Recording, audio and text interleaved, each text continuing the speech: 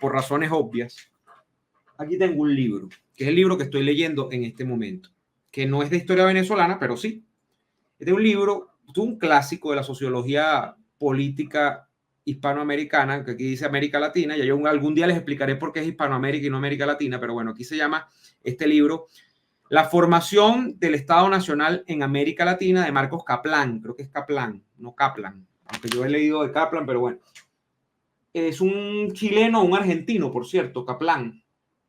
Este es un libro viejísimo, de una reedición, pero este es un libro que originalmente fue publicado por primera vez en el año 69 y no fue actualizado. Esto es lo que son una reimpresión, o sea, esto no tiene actualización desde el año 69. Pero qué libro tan denso y tan bueno para entender de dónde venimos los que habitamos esta parte del mundo, este continente, este subcontinente, porque bueno, ustedes saben que Norteamérica es una cosa y Centro y Suramérica somos otra. E incluso dentro de Centroamérica hay varias realidades distintas y dentro de Suramérica hay distintas realidades, que es lo que te explica este libro. Este es un libro que relata más o menos la historia de cómo se produce el proceso de conquista, colonización, el proceso de la vida en la etapa colonial, el porqué de las revoluciones que se dan en este lado del mundo, donde, por cierto, el señor Simón Bolívar tiene un papel destacadísimo, la vida de esos países que se construyen a partir de la independencia, y donde, por supuesto, están Venezuela y están todos los países de la región, pero él hace especial énfasis en cómo quedan parados los países, casi que en términos económicos. Y a mí, de lo más interesante que tiene este libro, me ha parecido a mí el asunto de explicar, que es una cosa que no sé, bueno, por lo menos yo no la había leído tan en detalle, ¿no? Con tanto detenimiento. Cómo en alguna medida y no estoy diciendo ninguna novedad, hasta aquí los historiadores me van a decir, bueno, qué estupidez, bueno, pero yo no soy historiador y aquí el público no es de eruditos ni historiadores, es gente común y corriente, como yo. Lo interesante del libro es cómo hay un actor externo o varios actores externos, varias circunstancias externas que propician el proceso de independencia en América, que como ustedes saben arranca siendo una cosa coyuntural porque, bueno, Napoleón invade España y pone a su hermano al cargo de lo que era en aquel momento el Reino de España, ¿no? Lo ocupa físicamente. En medio de eso, todo este lado del mundo, que eran provincias que dependían de la metrópoli española, se declaran leales al rey. Aquí no es que nos independizamos de buenas a primeras. Recuerden la famosa Junta Conservadora de los Derechos de Fernando VII. Es una declaración de principios de que somos leales a la corona, no al usurpador, y es no al usurpador. Somos leales a Fernando VII, que era el rey de España. Aquí no somos leales a Bolívar, no somos leales a Miranda, nada de eso viene luego.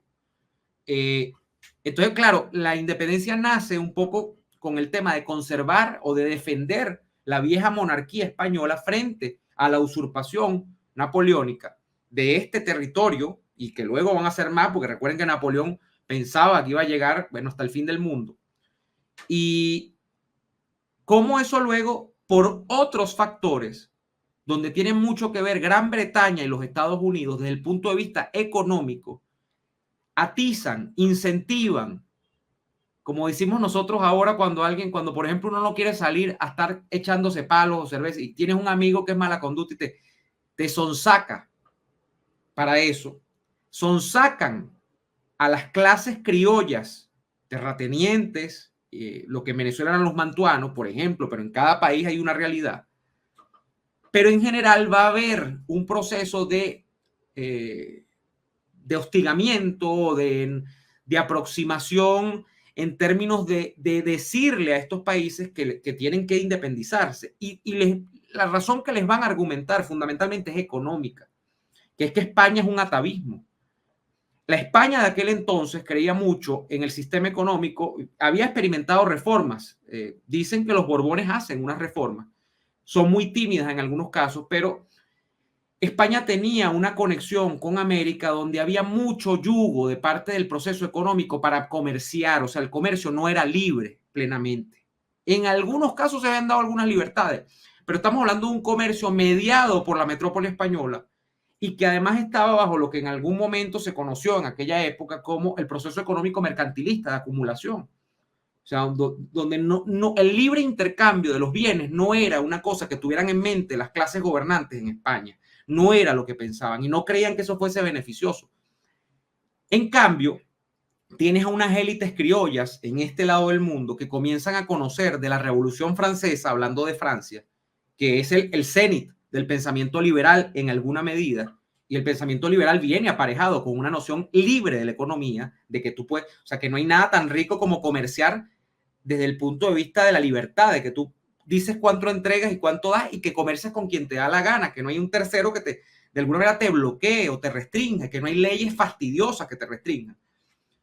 Y además con las ideas, por supuesto, de republicanismo que no se conocían. Todo eso viene de Francia y digamos que en alguna medida el pensamiento economicista de la libertad económica, sobre todo de la Gran Bretaña y de lo que va a ser luego los Estados Unidos de América.